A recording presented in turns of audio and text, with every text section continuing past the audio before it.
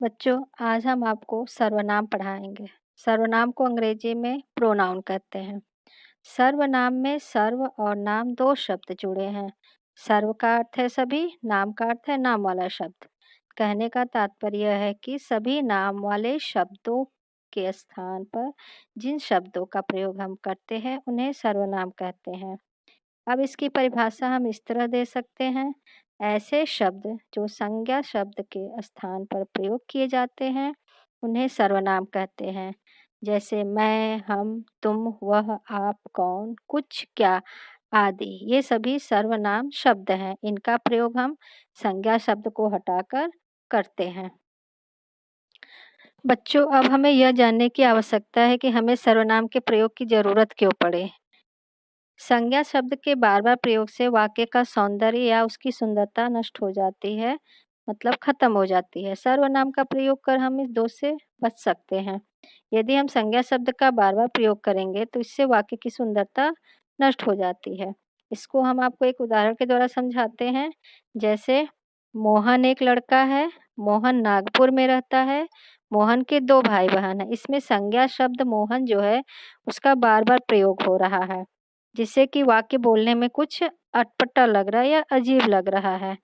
तो यदि हम इस संज्ञा शब्द के स्थान पे सर्वनाम शब्द का प्रयोग करेंगे, तो इसी वाक्य को हम इस प्रकार बोलेंगे, मोहन एक लड़का है, वह नागपुर में रहता है, उसके 2 भाई-बहन हैं। अब यह वाक्य बोलने में भी ठीक लग रहा है और यह व्याकरण की दृष्टि से भी सही है। सर्वनाम के भेद। बच्चों, अब हम सर्वनाम के भेद पढ़ेंगे। सर्वनाम के 6 भेद होते हैं। पुरुषवाचक सर्वनाम, दूसरा निश्चयवाचक सर्वनाम, तीसरा अनिश्चयवाचक सर्वनाम, चौथा प्रश्नवाचक सर्वनाम, पांचवा संबंधवाचक सर्वनाम और लास्ट है आपका निजवाचक सर्वनाम। अब हम सबसे पहले सर्वनाम पुरुषवाचक सर्वनाम के बारे में आपको बताएंगे। कहने वाला, सुनने वाला या जिसके बारे में बात की जाए उस व्यक्ति का बोध या ज्ञान कराने वाले सर्वनाम पुरुषवाचक सर्वनाम कहलाते हैं। पुरुषवाचक सर्वनाम के 3 भेद होते हैं। पहले हम आपको इसको एक उदाहरण के द्वारा बताते हैं। जैसे बच्चों, आज मैं तुम्हें भारत के प्रथम प्रधानमंत्री पंडित जवाहरलाल नेहरू के विषय में बताऊंगी। वे बच्चों से बहुत प्यार करते थे। तो इसमें कहने वाला अध्यापक का जो है वह बच्चों से बात कर रही है और उन्हें बता रही है, तो वह हो गई कहने वाले। बच्चे जो कि अध्यापिका की बातों को सुन रहे हैं वे हो गए सुनने वाले। और जिसके बारे में बात कर रही हैं अध्यापिका पंडित जवाहरलाल नेहरू और वे शब्द इसमें जो है जिसके बारे में हम बात कर रहे हैं वो व्यक्ति हो गया। तो कहने का तात्पर्य यह है कि पुरुषवाचक सर्वनाम के 3 भेद हैं, जिसे मैं आपको बताती हूँ। पहला है पुरुषवाचक सर्वनाम के पहला है उत्तम पुरुष। उत्तम पुरुष में मैं और हम शब्द आते हैं। दूसरा मध्यम पुरुष में तुम और आप शब्द आते हैं। लास्ट है आपका अन्य पुरुष में वे और वह शब्द आते हैं।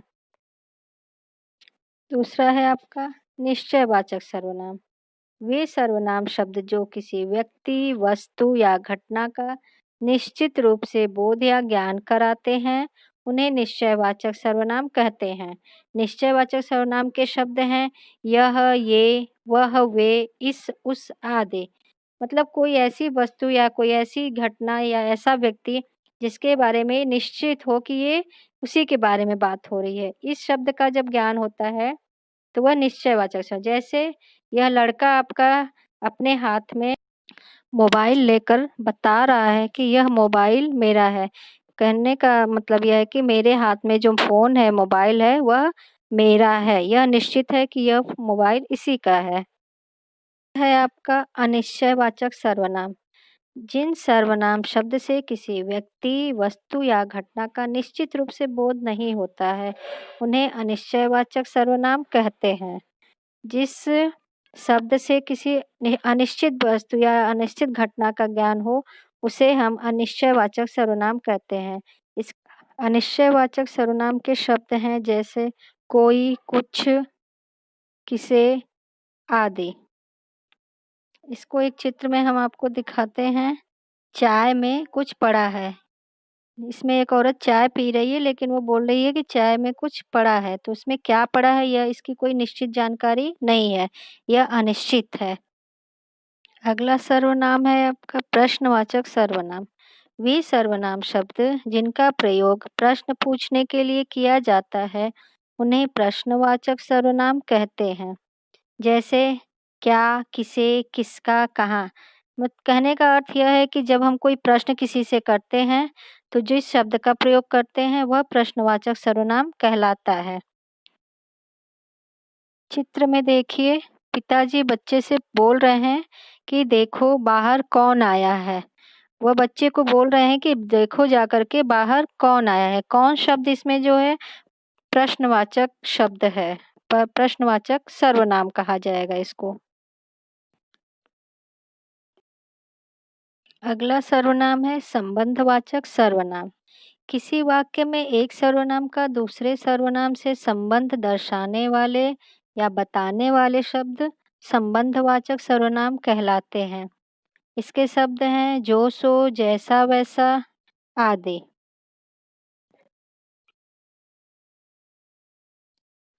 इसको चित्र में हम आपको दिखाते हैं। जैसे चित्र में है, दिया है जिसकी लाठी उसकी भैंस। जिसकी शब्द भी सर्वनाम शब्द है और उसकी शब्द भी। ये दोनों शब्द आपस में जुड़े हैं, आपस में दोनों शब्दों का संबंध है, जिसकी शब्द का और उसकी शब्द का। इस प्रकार ये दोनों शब्द आपके संबंधवाचक सर्वनाम के अंतर्गत आएंगे। अगला है आपका निजवाचक सर्वनाम। निजवाचक सर्वनाम जिन सर्वनाम शब्द का प्रयोग करता, मतलब काम करने वाला, अपने लिए करता है, वे निजवाचक सर्वनाम कहलाते हैं। निजवाचक सर्वनाम के शब्द हैं खुद, स्वयं, अपने आप आदि। निज का अर्थ होता है अपने लिए या खुद के लिए या स्वयं के लिए। तो इन शब्दों का प्रयोग जब हम अपने लिए करते हैं, खुद के लिए करते हैं, तो वे सर्वनाम शब्द आपके निजवाचक सर्वनाम के अंतर्गत आते हैं। इसे हम आपको एक चित्र के द्वारा बताते हैं। चित्र में ये लड़की है जो बोल रही है मैं अपना काम खुद करती हूँ। इसमें खुद शब्द जो है वह निजवाचक सर्वनाम है। लड़की अपने लिए बता रही है कि मैं अपना काम खुद करती हूँ। अपने को इंडिकेट कर रही है, अपने को बता रही है, इसलिए ये शब्द जो है खुद शब्द इसमें निजवाचक सर्वनाम के अंतर्गत आएगा।